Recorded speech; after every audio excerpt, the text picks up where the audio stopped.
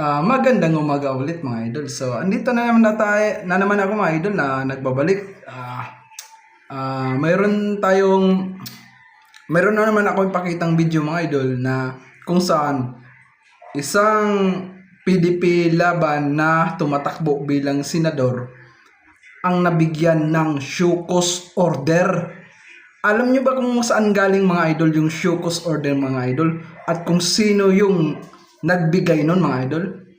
At alam nyo ba mga idol kung sino yung tao na yon ang nabigyan ng show cause order mga idol? Na isang kandidato bilang senador sa PDP laban. Kasi ganito yun mga idol.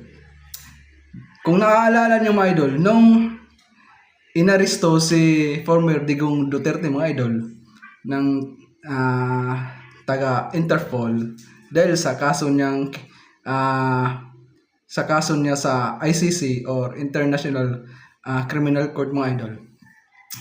Itong PDP laban na to na tumatakbo bilang senador ay naglabas ng statement mga idol. Hindi lang basta-basta statement mga idol. Nag-live pa ito mga idol sa kanyang social media account. So ganito ang pagkasabi niya mga idol. Hindi daw pwedeng ilabas si former President Digong Duterte sa ibang bansa, or hindi daw pwedeng hindi daw pwedeng dalhin sa ibang bansa. Yun ang magandang term.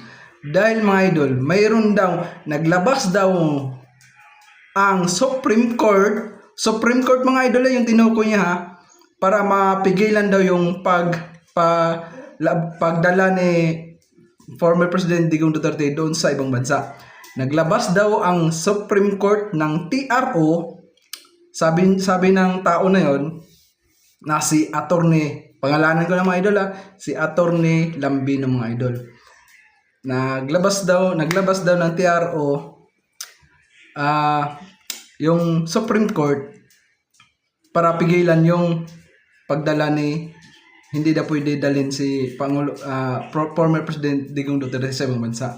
So ngayon mga idol ay nakarating yung ganong statement ni Attorney Lambino, nakarating sa Supreme Court mga idol, na bakit ganun daw yung sinabi ni Attorney Lambino na wala naman daw silang nilabas na TRO.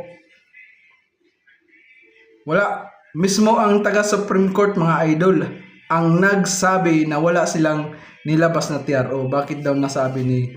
Kaya nabigyan siya ng show cause order from Supreme Court, which is na binibigyan siya ng I think this to explain her side mga idol.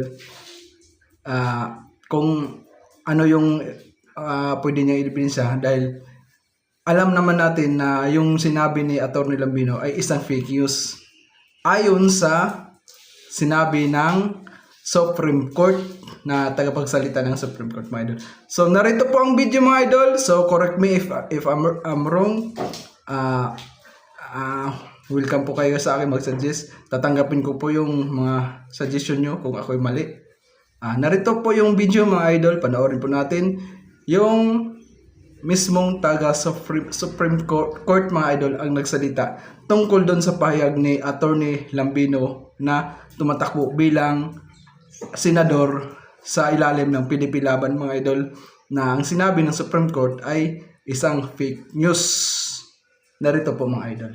Maraming salamat po mga idol. Mahalin natin ang bansang Pilipinas mga idol. Pinagpapaliwanag ng Korte Suprema ng isang kapartido ni dating Pangulong Rodrigo Duterte dahil sa pagbanggit na naglabas ang Korte ng TRO laban sa pag-aresto kay Duterte kahit hindi naman nakatutok si Salima Refran. Dito tayo pinanganak, dito tayo lumaki, dito tayo nagkaisa. Ang inihayag na ito ng senatorial candidate na mahalin natin ang bansang ilang oras Pilipinas matapos arestuhin noong March 11 si dating Pangulong Rodrigo Duterte, iniimbestigahan ngayon ng Korte Suprema. Ito, magandang balita yung ating natanggap ngayon, nag-granted yung TRO ng Supreme Court na hindi kailangan ilabas si PRRD. Katatanggap lang namin yung advisory sa Supreme Court.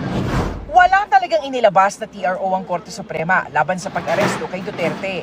Kaya pinagpapaliwanag ng Korte si Lambino dahil sa kumalat na maling impormasyon. Motopropyo investigation o kusa nag-imbestiga ang Korte Suprema kaugnay ng pagkalat ng maling impormasyon nang arestuhin ang dating Pangulo. At sa unbank session dito sa Baguio, naglabas ang Korte Suprema ng show cause order laban kay Lambino. At may 10 araw siya para sagutin ito.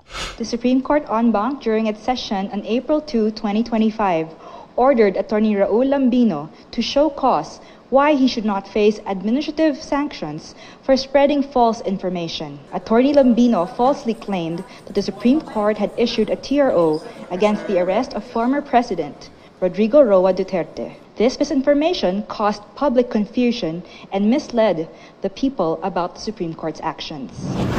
Ayon kay Lambino, hindi pa niya natatanggap ang show cause order na kanyaan niyang sasagutin. Pero ngayon pa lang, nilinaw niyang wala siyang intensyong magpakalat ng peking balita at maling impormasyon. Samantala, naghain ang kampo ni Kitty Duterte ng mosyon para magtakda na ng oral arguments para sa hiling niya at ng mga kuya na ibalik sa bansa at iharap sa kanila ang ama. Dapat ma-discuss ito sa oral arguments para masuri ng mabuti ng Supreme Court. The counter-argument is the petitions are moot because the president is no longer in the government's custody. Our counter to that is that's the very illegal act that we're questioning. It cannot be the very same justification for the Supreme Court not to intervene in this case. This was included in the Supreme Court's agenda today, but it is still for deliberation. So we will have to wait for the court's action.